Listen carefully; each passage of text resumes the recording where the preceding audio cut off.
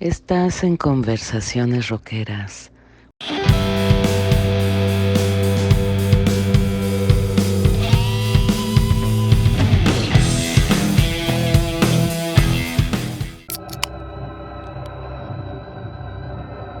Queridos amigos de Conversaciones Rockeras, una vez más, don Armando Álvarez me presta la cámara y micrófono para presentar un nuevo material. Como lo prometí en mi entrega anterior, en este video vamos a hablar del álbum Revolver. Platicaremos un poco sobre la historia de su grabación y lanzamiento y trataremos de adentrarnos en el trabajo de remezcla que realizaron Giles Martin y Sam Oakell durante el pasado 2022. El 5 de agosto de 1966, los Beatles lanzaron el álbum Revolver, siendo este el séptimo disco de estudio en su carrera. Este álbum se destaca como un momento crucial en la carrera del cuarteto de Liverpool, ya que marca la despedida de los sonidos más pop de sus primeros discos para entrar en territorios de exploración a nivel de composición, ejecución y producción. Para la grabación de Revolver, la banda tenía contemplado hacer un cambio de estudio de grabación y entre los candidatos habían pensado en moverse a Memphis a los estudios Stax bajo la producción de Jim Stewart. Los Atlantic Studios en Nueva York y la Hitsville en Detroit también estaban en la lista.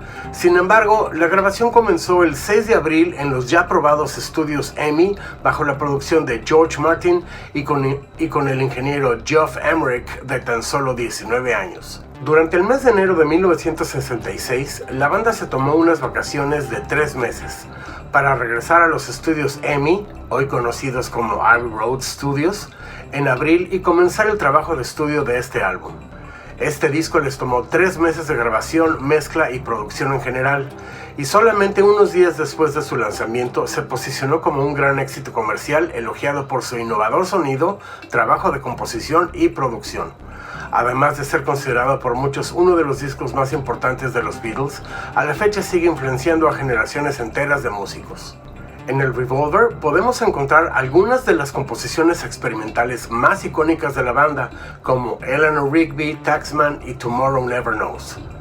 Taxman, el tema abridor del disco, fue escrito por George Harrison y es una mordaz crítica contra el sistema de impuestos del Reino Unido. Su pegadizo riff de guitarra y letras fueron detalles inolvidables para el público, lo que hicieron de él un hit instantáneo. Para Eleanor Rigby, vale la pena destacar el octeto de cuerdas que utilizaron al grabar el arreglo sobre el que se armó la canción completa, y la temática de soledad a la que nos remontan las letras. El tono sombrío de la canción y la nada ortodoxa instrumentación del tema marcan una partida del trabajo que hicieron en sus primeros álbumes, pero cimentada en su estatus de grandes músicos. El tema que cierra el disco, Tomorrow Never Knows, es tal vez la canción más experimental del álbum, y en ella incluyeron loops de cinta de grabación y efectos de sonido psicodélicos, con lo que lograron una suerte de sentimiento de viaje alucinante con el que mostraban la determinación del grupo para romper los límites de la música popular. Varias tomas de Tomorrow Never Knows se incluyeron en la versión remezclada que salió durante el 2022, y en ellas podemos apreciar el trabajo de estudio en el que se enfocaron, haciendo de la tecnología un instrumento importantísimo en la producción de esta obra maestra.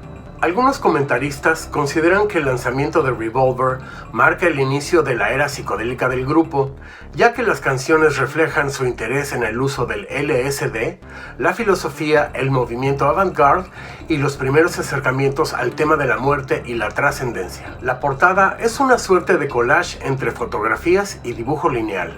El diseño del disco, hecho por Klaus Brumman y Aubrey Beardsley, ganó el premio Grammy de 1967 a la mejor portada y artes gráficas. Durante esta época, John, Paul, George y Ringo decidieron dejar de hacer presentaciones en vivo, y con esta nueva posición, la banda se sintió con la libertad de echar mano de los recursos irrepetibles en el escenario, como el doblaje automático de cintas de grabación, las variaciones de velocidad de cinta y loops, las grabaciones en reversa y el uso de instrumentos fuera de la dotación normal que usaban en los conciertos, como la tabla, la cítara y otros adaptados de la música clásica hindú. Las sesiones de grabación de este disco también vieron nacer el sencillo de Paperback Writer en el lado A y Rain en el lado B. En la Gran Bretaña, los 14 temas del álbum fueron gradualmente introducidos en el radio durante las semanas anteriores al lanzamiento, y en Norteamérica, los ejecutivos de Capitol Records redujeron el número de tracks a 11 para su lanzamiento, incluyendo los 3 omitidos en el álbum Yesterday and Today, que salió en el mes de junio del mismo año. El lanzamiento del Revolver coincidió con la famosa controversia que generó John al comentar que la banda había alcanzado más popularidad que Jesús. En una entrevista que le hicieron a Giles Martin, nos cuenta que Sean Lennon, el hijo de John, encontró unas cintas con las primeras versiones del tema Yellow Submarine, y de estas cintas podemos encontrar en la versión Super Deluxe de esta remezcla 2 versiones de este tema, tituladas Songwriting Work o Trabajo de Composición en español, y otras 2 en las que el tema evoluciona hasta la versión final incluida en el lanzamiento de 1966. Es increíble poder atestiguar la vida de una canción desde su nacimiento hasta la madurez. La primera versión se muestra en una grabación hecha en un patrón rítmico de 3/4, con tintes tristes y algo sombría, cantada solo por John acompañándose con su guitarra. En la segunda versión, el tema evoluciona con un mood mucho más alegre, al que le cambiaron el patrón rítmico de 3/4 a 4/4, y esta vez cantado por John con coros de Paul. En las siguientes 2 versiones ya notamos las manos y orejas de George Martin y el resto del grupo, hasta llegar a la versión final totalmente cambiada a una canción muy alegre, casi infantil, ahora con Ringo en la voz principal.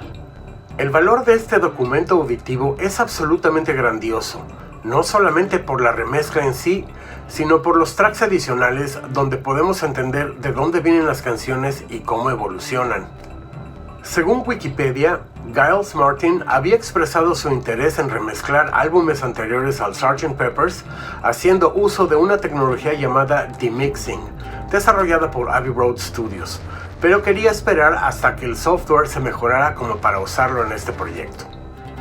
Para la producción del documental Get Back del 2021, el equipo de audio de Wingnut Films, bajo la batuta de Peter Jackson, desarrolló las mejorías necesarias para optimizar el proceso de demixing que Giles estaba buscando. La reedición del disco fue anunciada el 7 de septiembre del 2022 y para promoverla lanzaron la versión remezclada del tema Taxman. La versión remezclada y ampliada de Revolver fue lanzada el 28 de octubre del 2022.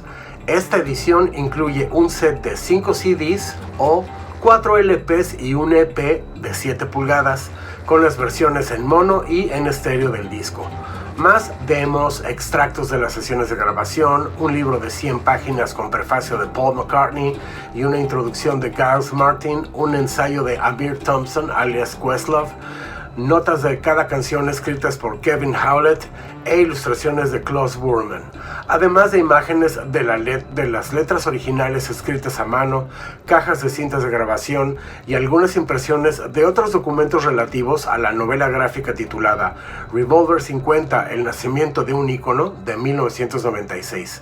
La versión deluxe incluye otro libro de 40 páginas y más material. Para armar la redacción del texto que estoy leyendo, además de los datos de Wikipedia y otras fuentes, también revisé muchos videos de YouTube con gente de todas las edades hablando de esta nueva remezcla. Hay quien pasó su adolescencia escuchando la versión mono de 1966 y hay quien disfruta mucho de la versión remasterizada del 2009. Y hay quien no está de acuerdo con que este álbum suene tan diferente a la versión original. Sin embargo, me gustaría comentar que los Beatles siempre fueron una banda que buscaba innovar, estar a la vanguardia y hacer uso de la tecnología más reciente para meterse al estudio de grabación era importantísimo, y que este material, además de cumplir con el espíritu vanguardista de la banda al usar una tecnología nueva, tuvo el visto bueno de Paul, Ringo y de todas las otras personas involucradas en la siempre actualizada carrera del cuarteto de Liverpool. Así que mi recomendación es que se dejen de prejuicios y disfruten de esta joya. Como en las remezclas anteriores, el trabajo de audio fue hecho por Giles Martin y Sam O'Kell. Sin embargo, esta remezcla en específico tiene sus cimientos en las innovaciones hechas por Peter Jackson, Jabez Olsen y su equipo de expertos en audio al mejorar el sistema de separación de sonidos. No olvidemos que en 1966 el disco en cuestión utilizó una grabadora de solo 4 canales para capturar el sonido de la banda. Esto quiere decir que en cada canal habían más de un instrumento o voz, lo que hace muy difícil siquiera comenzar a pensar cómo hacer que destaque o mejore un sonido sin afectar de igual manera a otro que fue grabado en el mismo canal. En palabras de Peter Jackson, la restauración del sonido fue la parte más emocionante del documental Get Back. Usando inteligencia artificial, desarrollaron un sistema de aprendizaje para sus computadoras, en la que tuvieron que enseñar a los programas cómo suena una voz, cómo suena un bajo, una guitarra, una batería y cada uno de los otros instrumentos. Más tarde, le enseñaron cómo suena la voz de Paul, cómo suenan las de John, George y Ringo, de manera que pudieron tomar estos canales en monaural y separar todas las partes para poder escuchar solo las voces, o la guitarra, o la batería, lo que les permitió volver a mezclarlas de manera muy limpia. Esto es casi como estar en una máquina del tiempo en la que puedes visitar el pasado y después traerlo al futuro y pareciera que fue grabado ayer. Sin olvidar que la responsabilidad de la remezcla es enseñarle a la gente el sonido real y en crudo de los Beatles, pero de manera más clara y con las capacidades de los reproductores de audio actuales. Una vez que esta nueva tecnología fue probada con éxito en el documental, el sonido de cada uno de los canales originales de Revolver fue separado, para darles a Giles Martin y Sam Ockel un abanico de posibilidades que les permitió hacer una mezcla que respetara el trabajo original de la producción hecho por George Martin en 1966, pero traído a los estándares de calidad de las producciones musicales de nuestros días. Es impresionante el nivel de separación de sonidos que se logró mediante el uso de la inteligencia artificial. Uno de los videos que disfruté mucho al preparar este material fue aquel donde Giles Martin nos muestra en su computadora algunos de los tracks que utilizó para la remezcla. Y por ejemplo, en alguna canción, en un canal habían incluido el bajo y la batería juntos. Esta nueva tecnología fue capaz de separar la mayoría de las partes de la batería de manera que en un solo canal, Giles tiene de manera separada el bombo, por ejemplo. Y es tan preciso este sistema que en este nuevo canal se alcanza a escuchar el sonido del resorte del pedal con el que se toca el bombo. ¡Wow! En otra canción, uno de los canales traía a John, Paul y George cantando unos coros mientras usaban sus dedos para hacer chasquidos. Pues el sistema de separación de sonidos es tan preciso que fue capaz de dejar los chasquidos en un canal individual. Separar sonidos ha sido una tarea a la que los sonidistas se han enfrentado desde que se inventó la música. El solo acomodo de la dotación de instrumentos en un escenario donde se interpretará música clásica es en sí una tarea de separación de sonidos. En la década de los 70 y 80, el ecualizador era el rey de la separación de sonidos. Durante las últimas 2 o 3 décadas, muchos programas de computadora ya lo habían mejorado de manera relativamente eficiente. Sin embargo, la calidad de sonido con la que recientemente se logró este trabajo con la ayuda de la inteligencia artificial es absolutamente novedosa. Para poner este ejemplo en una perspectiva visual, este nuevo proceso es como si alguien tuviera una foto de una persona sacada a principios de la década de los 50 y mediante la inteligencia artificial uno pudiera identificar la marca de la cámara que sacó la foto al hacer un acercamiento a los ojos del fotografiado y descubrir en ellos el reflejo del camarógrafo con cámara en mano sacando la foto original y leer en la imagen la marca de la cámara que estaba usando. De los detalles que me conmovieron a nivel personal, al escuchar el tema I'm Only Sleeping, hay un momento en el minuto 2:01 donde grabaron un bostezo. Y a pesar de haber escuchado esta canción muchísimas veces desde mi tardía infancia, nunca lo había notado. Al encontrarme con él, regresé a escuchar mi disco en acetato versión LP mexicano que compré en 1980 y tantos. Y efectivamente, ahí también se escucha, pero está tan escondido que no me había dado cuenta de este detalle hasta que escuché la remezcla de Giles Martin. Les invito a que se pongan unos audífonos que conozcan bien y le den una escuchada al Revolver en esta versión remezclada y vuelvan a disfrutar con una mucho más intensa experiencia auditiva de esta obra de arte.